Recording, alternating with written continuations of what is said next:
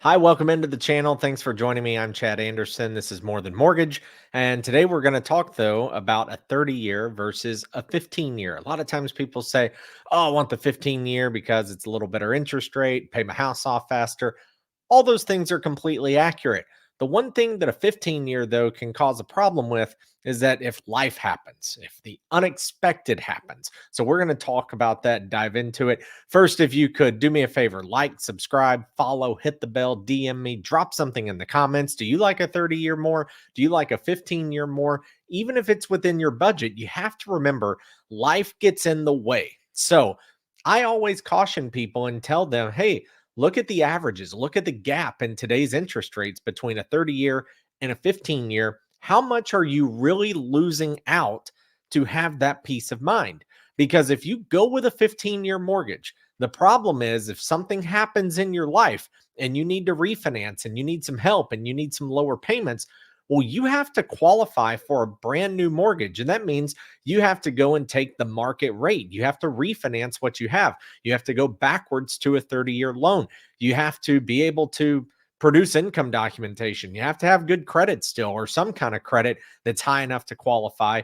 And if life happens and you're not able to work, that could actually impact you getting a brand new mortgage. So you could, in a sense, be hogtied to the 15-year loan, even though you've been making payments on it and you just need some relief and you're going to continue to make payments. Still have to get a new loan, which means you still have to qualify. So now let's look at some of these numbers and see what happens. Plus, you got to go through the cost of refinancing again. You got to take the market rate. What if it's higher? There's a lot of things about it. So what we're going to do is bring this up on the screen and we're going to put two scenarios in front of you here. These are going to be very quick and simple. So on the left-hand side here, you can see we've got a 30-year fixed rate loan. So we're going to go loan amount 300,000, 30-year term. I have grabbed 6.98 as the interest rate simply because that is what the national average is today, according to Mortgage News Daily. So I grabbed that for a monthly principal and interest payment of $1,991.88. Over here, we look at the 15-year term. So again, same loan amount, 15 years, national average. Look at the difference in the rate. Not a ton. 0.66 is the difference. 2/3 of a point is the difference here in the interest rate. Total payment, $2,583.73. Now, you say, but Chad, look, I'm going to pay off this loan in 15 years. I'm going to save so much money on interest. I'm going to beat the bank at their own game. All of that is true. And you're going to spend $591.85 more per month to have this 15-year loan over here and do all that.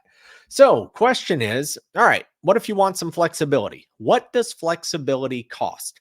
Flexibility costs $591.85, or that's the benefit of it. We'll show you what it costs here as we scroll down. What if you took this number, though, and every month you just paid it on top of the 30-year mortgage? You just took the 591, you paid that on top of the 1991, and you're still paying 2583.73 every single month. But you're doing it on a 30-year, but you're doing it at a higher interest rate, 0.66. So that's the catch. What does the 0.66 come out to be over the life of the loan? So we scroll down here and voila, here it is. So on the left, we have the 30-year loan. This is what it would look like. Total out of pocket. Okay. You see, you got the monthly payment right here.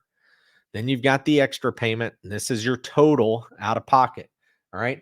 16 years and 2 months is what it would be paid off in. So you're losing 14 months there. A year and 2 months is 14 months. You're losing 14 months. Total out of pocket, 501,215. Over here, 15 years, total out is 465,071.